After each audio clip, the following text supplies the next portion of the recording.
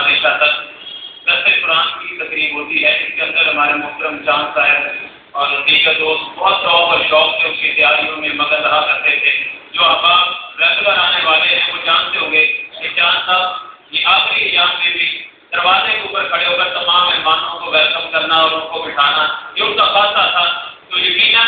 خوشی ہوگی کہ جب احباب اس درس قرآن کی تقریب میں شرکت فرمائیں گے، یاد رکھیں کہ ہر انگریزی ماہ کے آخری جمعہ المبارک کو نماز مغرب کے بعد یہ تقریب منعقد ہوتی ہے۔ اس خصوصی کے ساتھ حضرت علامہ مولانا مفخر احترام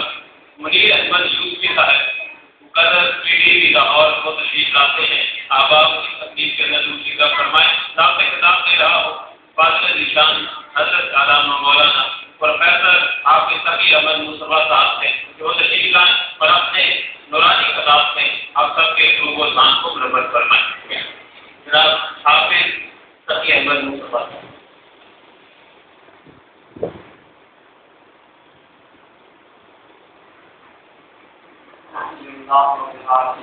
والسلام على سيد المرسلين والعاقبة للمتقين أعوذ بالله من الشيطان الرجيم بسم الله الرحمن الرحيم من عمل صالحا من ذكر أو أنثى وهو مؤمن فلنحيينه حياة طيبة صدق الله العظيم عن النبي وقال الله تعالى في مقام آخر إن الله وملائكته يصلون على النبي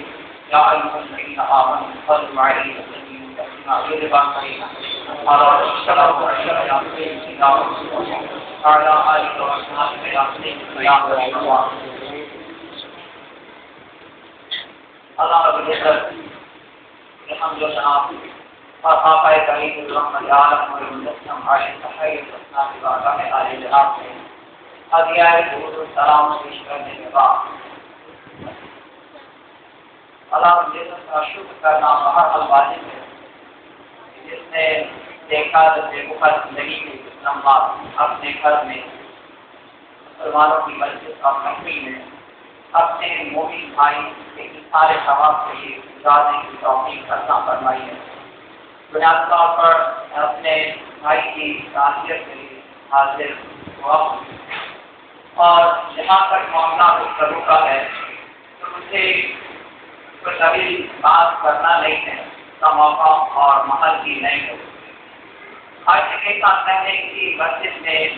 جب سے قرآن مجید کے سلسلہ میں آگے بڑھے کا اللہ نے موقع دیا تھا اور اس پر میرا نظام تھا، اور آج کئی سال کے بعد جب دوبارہ آنا ہوا ہے وہاں پر جیسا کہ کہا کہ یہاں پر ہر انسان کو تفرق ہونا ہے اور یہی قانون فطرت ہے اور یہی انسان کی زندگی کا اصلی انجام ہے۔ جو باتیں یہاں پر بھی اسی کے ذکر میں ایک حدیث پاک بیان کر اجازت رکھتا ہوں۔ قاری صاحب نے کہا، حضرت نے خطاب فرمایا کہ جو شخص ایمان کے ساتھ دنیا سے اتر کو ایک آواز کیے ہوں اللہ تعالیٰ اس کو حیات طیبہ عطا فرماتا ہے۔ وہ حیات طیبہ کیسی ہوتی ہے یا کیسی ہوگی ہے اگر اس پر ایک ہی جملہ ہے تو بس بہت کافی ہوگا کہ اگر اللہ مرنے کے بعد کو زندگی دے تو قسم ہے رب العزت کی اس کے قبضے میں اگر اس دنیا میں 1 کروڑ سال کی زندگی میں ملے تو وہ بات بہت افضل اور اعلیٰ اور بہتر ہے کہ جس کے بعد اللہ رب العزت وہ زندگی دے گا جس کا ذکر بخاری شریف کی اس حدیث سے پاک ہے۔ یہ بخاری کی حدیث کی ہے اور یہ مسلم شریف میں بھی ہے۔ اس کا مطلب یہ کہ یہ متفق حدیث ہے اور حدیث میں آپ جانتے ہیں جس پر بخاری اور مسلم دونوں اکٹھے ہوں وہ اعلیٰ پایا کی حدیث ہوتی ہے۔ اور انس رضی اللہ تعالی عنہ ان العبد اذا وضع في القبر کہ جس پر میت کو لوگ قبر میں رکھ لیتے ہیں وتولى عنه اصحابه اور اس کے عزیز اقربا رشتہ دار دوست احباب ہر اس کو بھی یار و مددگار اس پر مرو مٹی ڈال کر واپس پلٹتے ہیں۔ حضور نے فرمایا انه لا يسمع قرع نعاله وہ مرو مٹی کے نیچے بھی اتنا عظیم ہے اور اتنا عظیم شعور اور اتنا حواس والا اور سمجھنے والا ہوا کرتا ہے۔ یہ فرمایا کہ اس پر جس کے ساتھی پلٹتے ہیں تو یہ ان کی جوتوں کی آہٹ کو سنتا ہے لیکن جان رہا ہوتا ہے کہ ایک ایک کر کے سب چھوڑ گئے. اب ایک ایک کر کے سب اسی طرح اس قبر کی گڑھے کے ڈال کر واپس جا رہے ہیں. صبح دیکھ کے بڑا ہاتھ ان کی چوٹوں کی آہٹ سنتا ہے. پھر فرمایا کہ لتا مراتا تو فرشتے آ جاتے ہیں اور مہارانی بس کو بٹھاتے ہیں. اب حدیث پاک کو سنیے گا. مجھے 4 سے 5 منٹ مزید بات کرنا ہے. جب کی بات کو ختم کرنا ہے اور کچھ اس سلسلہ میں اس بات کو سمجھ لیجیے. آپ کو پتا ہے نا کہ احادیث کے 3 سوالات کا ذکر آتا ہے کہ پوچھا جائے گا کہ تیرا رب کون ہے, پوچھا جائے گا تیرا دین کیا ہے. لیکن بخاری اور مسلم کی متفق علیہ اس حدیث میں 3 سوالات کا تذکرہ نہیں ہے. جس میں فقط ایک ہی سوال کا ذکر ہے کہ فرشتے آئیں گے اور اس کو بٹھائیں گے اور وہاں پہ وہ پوچھیں گے اور اسے پوچھیں گے پورا باقی تقول فی هذا الرجل پاک علیہ السلام کی زیارت کروائی جائے گی اور پوچھا جائے گا تو اپنا عقیدہ اس کے بارے میں بیان کیا کرے. تو بتا دے کہ اس کے بارے میں تیری عقیدہ کیا ہے, تیرا عقیدہ کیا ہے. اور حدیث پاک میں آتا ہے 7 فرشتے یہ بھی کہیں گے باقی تقول فی هذا الرجل یعنی محمد صلی اللہ علیہ وسلم. فرشتے اس بات سے کہ مومن ابھی قبر کے اس طرح باقی میں اور اس کالی کوٹری میں کہیں ایسا نہ ہو کہ ہمیں دیکھ کر گھبرا جائے اور پھر اس کو سب چھوڑ دیں. تو فرشتے اس کو حوصلہ دیتے ہوئے یہ بھی کہیں گے کہ گھبرا نہیں کہ تیرے آقا والا حضور تاجدار کائنات محمد عربی علیہ السلام کی برکات ہے. فرمایا کہ محمد مومن اگر وہ مومن ہوگا تو قرآن کہے گا سبحان محمد عبدہ ورسولہ. میں گواہی دیتا ہوں یہ اللہ کے بندے اور اس کے رسول ہیں.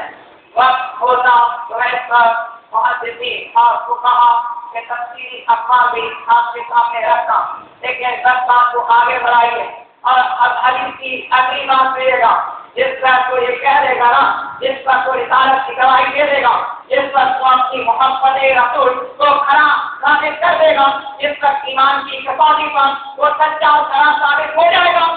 صرف رشتے مطلب سے یہ نہیں کہیں گے کہ دیکھ جنت ہے, دیکھ یہ جنت کی کھڑکی ہے, دیکھ تو بخشا گیا, بلکہ اس سے کہیں گے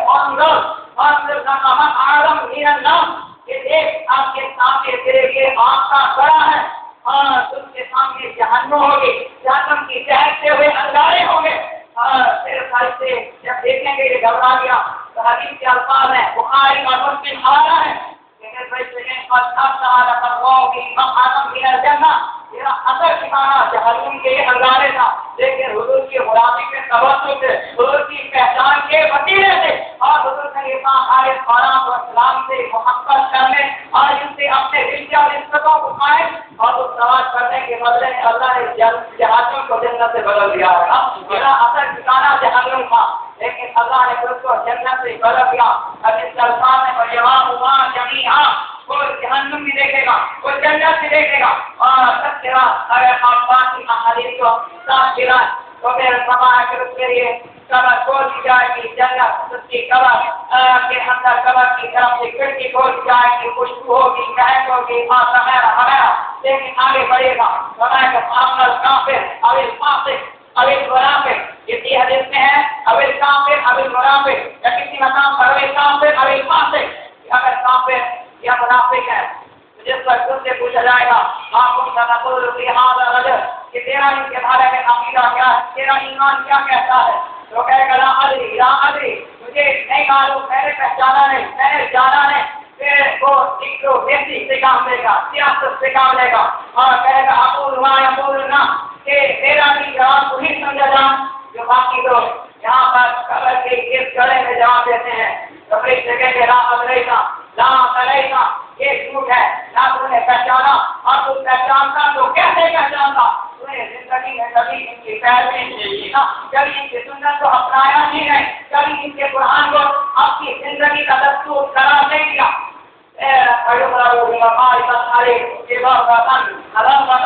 کہ پھر ان کو لوہے کے ہتھوڑے سے ماریں گے,